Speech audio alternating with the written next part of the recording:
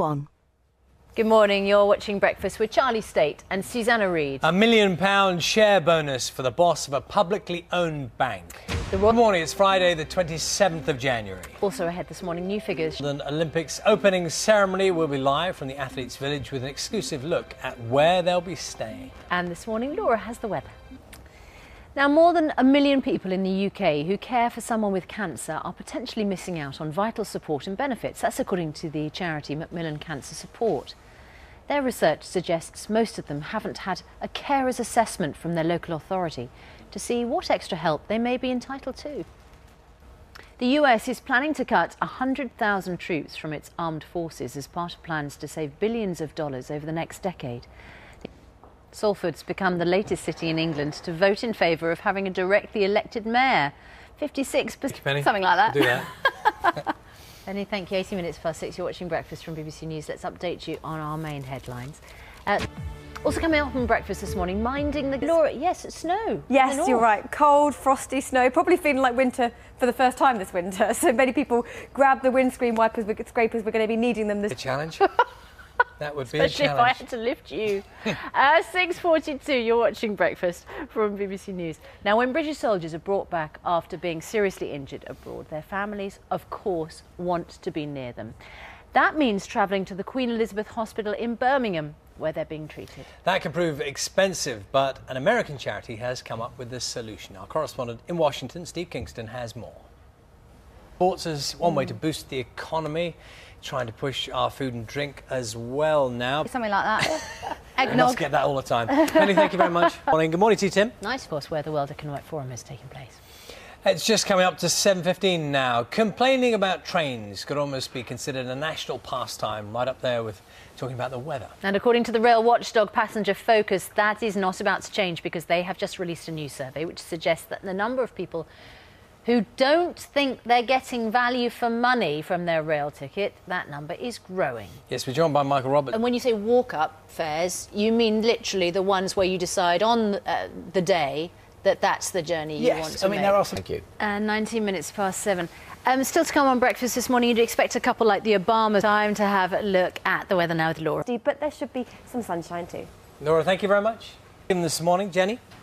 The danger is where those network friends see themselves in your eyes as friends, where the kind of crossover is, because you probably see friends. Thomas, I think some people might find it quite reassuring that the President and the First Lady have stuck with old friends, and they're the people they value and have not been sort of pulled into having lots of other connections that they call friends. Yeah, I mean... I think it's that hard to know who your friends are. Well, one of the issues, I suppose, if you're in a situation like the Obamas, or also, I suppose, if you become high profile, you know, you have a kind of public face, is who wants to be your friend because they like you, and who's attracted to you because you're kind of powerful. Mm-hmm. Absolutely, and we're seeing... Thomas, there we must leave it. Thanks very much. Thank you. Thank you, guys. Good morning, you're watching Breakfast with Charlie State and Susanna Reid. £1 million share bonus for the boss of a publicly owned bank. Good morning, it's Friday the 27th of January. Good morning. Also ahead, more than 1 million people who can't... That stage yet. Well, we may see that. Wigan, morning to you, Jenny. I told them you should never tell anyone anything about your finances. Yes. That's why they were So when this lady's when asking... the nice lady comes to ask you... Don't tell them. Just keep it zipped. It's good advice. 21 minutes past 8. Now, just finding out a loved one has cancer must be devastating, but many family members also end up providing much of their care. And yes, according to the charity Macmillan Cancer Support, the 1 million people in the UK in that situation are potentially missing out on vital support and benefits. I'm going to talk to the Macmillan charity. Not only do you have the emotional trauma of mum being done, did you know that there were services like that on offer? There was a good communication, was there? I mean, how did you know about what was available? How did you find that out? Does your mum know? We're on Breakfast, though. You deserve a rest after all that pretending to be dead. Those are the main stories this morning. Here's what's coming up later in the programme. Cast. Yeah, with the original But Hard to get a serious answer. What they have... Very hard.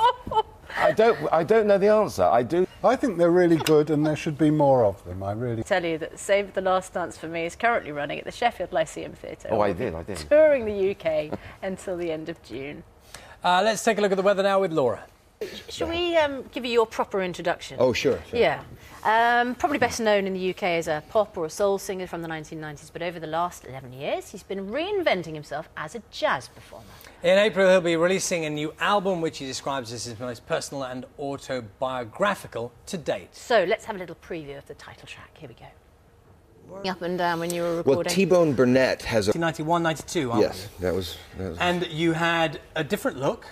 Yes, Quite a substantially different look. I had a lot of long hair back then, yeah. And so that was... Were you kind of... I was proven wrong. And then I met them and they were wonderful. And So you're a big fan, really? I enjoyed them. They were great guys. We were on top that cough you just heard with my manager, and when he coughs, it means I have to mention that I have a tour at the end of it. Now they're going home. That's an excerpt. Wow. It's beautiful.